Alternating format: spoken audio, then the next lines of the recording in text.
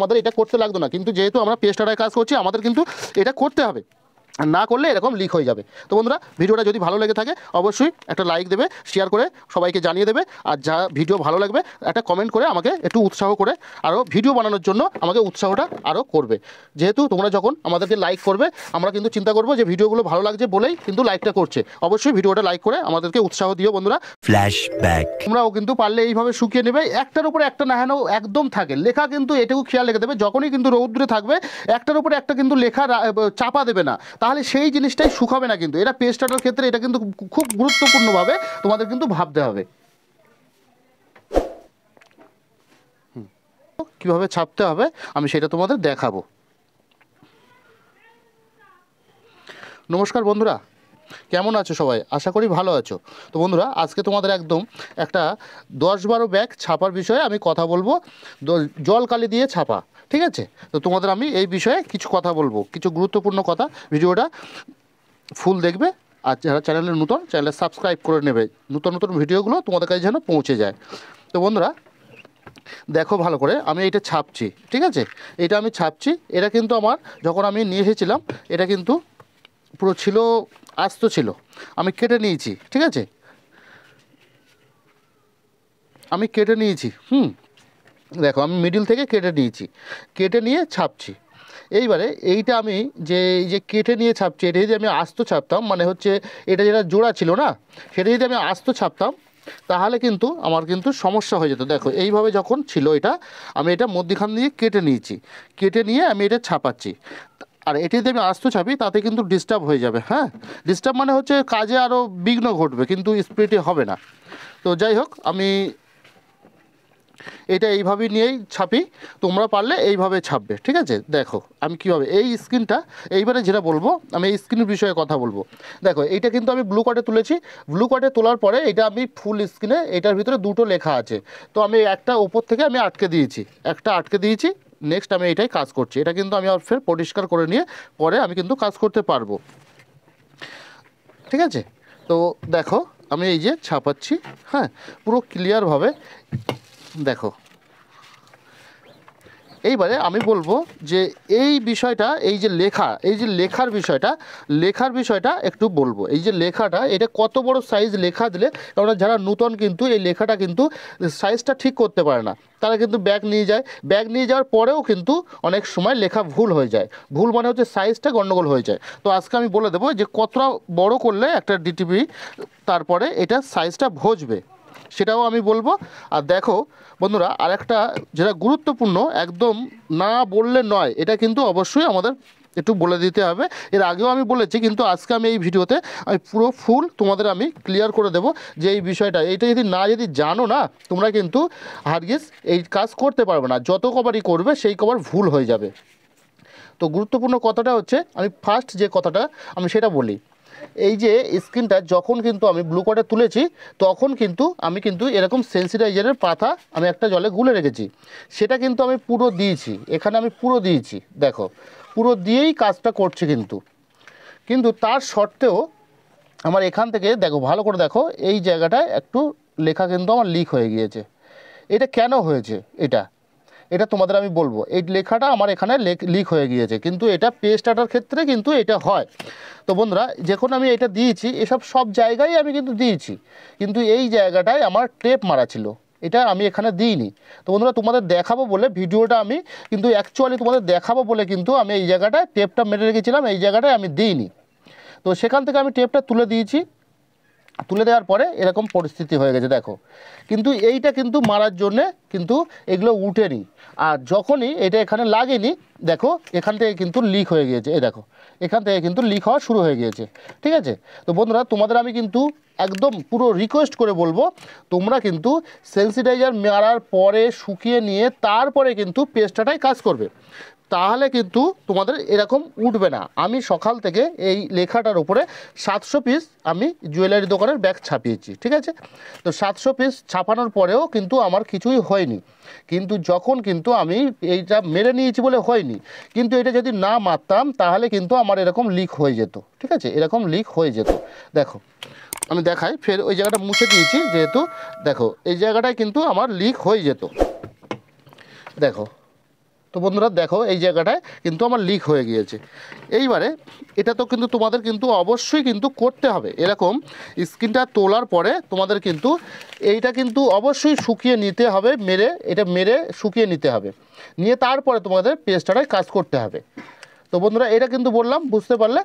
Next যেটা আমি বলবো যে এইটার সাইজটা কতটুকু করতে হবে, এই লেখার সাইজটা কতটুকু করতে হবে। দেখো বন্ধুরা, তোমরা যখন যেহেতু নূতন যারা কাজ শিখছো বা করছো বা করবে বলে ভাবছো, তাদের জন্য আমি বলছি, কোম্পানি আমাদের 4 ইঞ্চি ফন্ট দিচ্ছে, ঠিক আছে। তো 4 ইঞ্চি ফন্টের ভিতরে আমাদের লিখতে হবে। আর 4 ইঞ্চি এইভাবে আমাদের দিচ্ছে 9.5 ইঞ্চি, 9.5 10 ইঞ্চি কাপড়টা, কিন্তু 10 ইঞ্চি তো ধরতে পারবো না, 9.5 ইঞ্চি আমাদের কালারে এসেছে। তো এইবারে এর ভিতরে আমাদের লেখাটা করতে হবে। লেখাটা কতটুকু করতে হবে, লেখাটা আমাদের কিন্তু কতটুকু করতে হবে সেটা কিন্তু আমি তোমাদের বলে দিই। দেখো লেখাটা আমাদের করতে হবে 3 ইঞ্চি করতে হবে লেখা। 3 ইঞ্চি সামান্য একটু যদি বড়ও হয়ে যায় তো তাতে কিছু যায় আসবে না।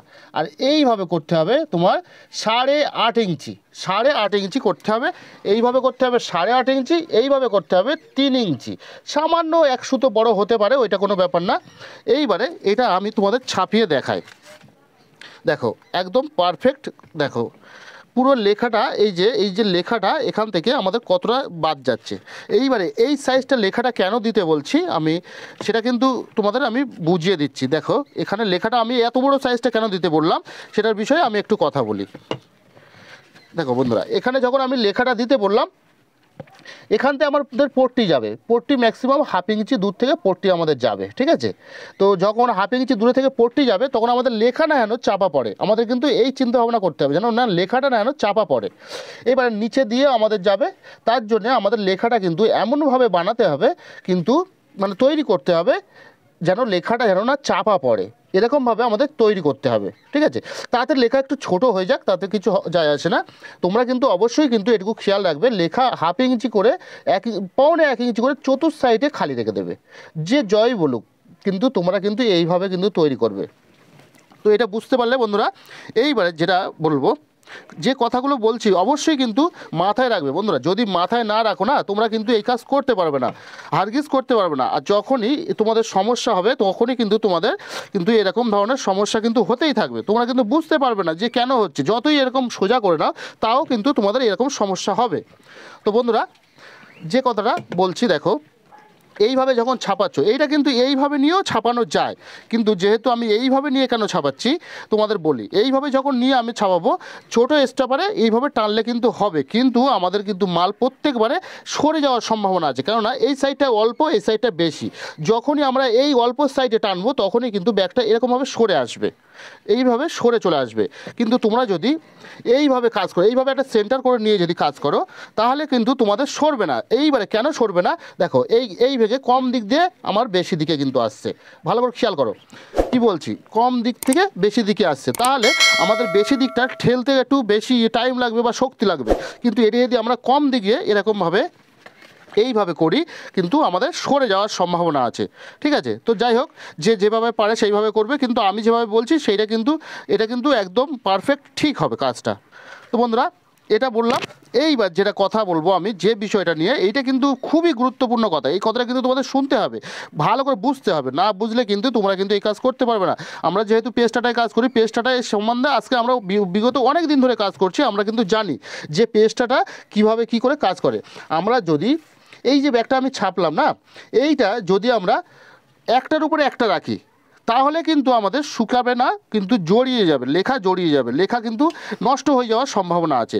আচ্ছা, তারপরেও যদি আমরা এটা রৌদ্র দিই, তারপরে কিন্তু যদি কোনো ব্যাগের কাপড় এসে কাঁচা মালের উপরে যদি একটা লাইন বন্ধ করে রাখে, দেখবে একটা লাইনই শুকাবে না, যেহেতু আমাদের ল্যামিনেশন করা আছে প্লাস্টিক দিয়ে, এটা কিন্তু ওপারে কিন্তু আরও ঘেমে যাবে। কিন্তু এটা তোমরা খেয়াল রেখে দেবে, যখনই এগুলো ছাপবে একটা এক্সট্রা লোক কিন্তু অবশ্যই পাশে রেখে দেবে, সে নিয়ে কিন্তু রৌদ্রে যেন পারফেক্ট সুন্দরভাবে দেয়, রৌদ্রে দেয় যেন, এটা কিন্তু তোমরা মাথায় রেখে দেবে। তো বন্ধুরা, আমি যে কথাগুলো আমি বলছি একটু মাথায় নিয়ে ভালো করে কাজটা করো, দেখবা ব্যবসা করলে কিন্তু ব্যবসা ডেভেলপ হবেই হবে। কিন্তু একটা জিনিস সবসময় খেয়াল রাখতে হবে, কাজের ভিতরে খামতি রাখলে হবে না। আমাদের যখনই কাজ করতে হবে তখনই কিন্তু আমাদের কাজে খুব মনোযোগ দিয়ে কাজটা করতে হবে। তো বন্ধুরা, কয়েকটা কথা বললাম, এই কথাগুলো অবশ্যই কিন্তু তোমাদের মাথায় রাখতে হবে। যে এই কথাগুলো যদি মাথায় রাখো তাহলে কিন্তু তোমরা কিন্তু সাকসেস হয়ে যাবে। তো যে কথাটা অবশ্যই প্রথমে বলেছি খেয়াল রেখে দেবে, সেন্সিটাইজার অবশ্যই মেরে নেবে তোমরা, না মারলে কিন্তু এই যে লিক হয়েছে না, ভালো করে দেখো যে লিকটা হয়েছে, এই লিকটা কিন্তু শুধু এখানে আমি তোমাদের দেখানোর জন্য একটা টেপ মেরে রেখেছিলাম, সেই টেপটা কিন্তু আমি তুলে দিয়েছি, ঠিক আছে? সেই টেপটা আমি তুলে দিয়েছি, যার জন্যে দেখো রং গলা শুরু হয়ে গেছে। কিন্তু এখানে দেখো চতুর সাইডে দেখো কিন্তু রং গলা কোনো চিহ্নই নেই, কিন্তু এখানে রং গলছে। এখানে কিন্তু আমি সেন্সিটাইজারটা অ্যাকচুয়ালি তোমাদের দেখানোর জন্য আমি কিন্তু দিইনি, এই জায়গাটায় কিন্তু দেখো ছিদ্র হয়ে গিয়েছে।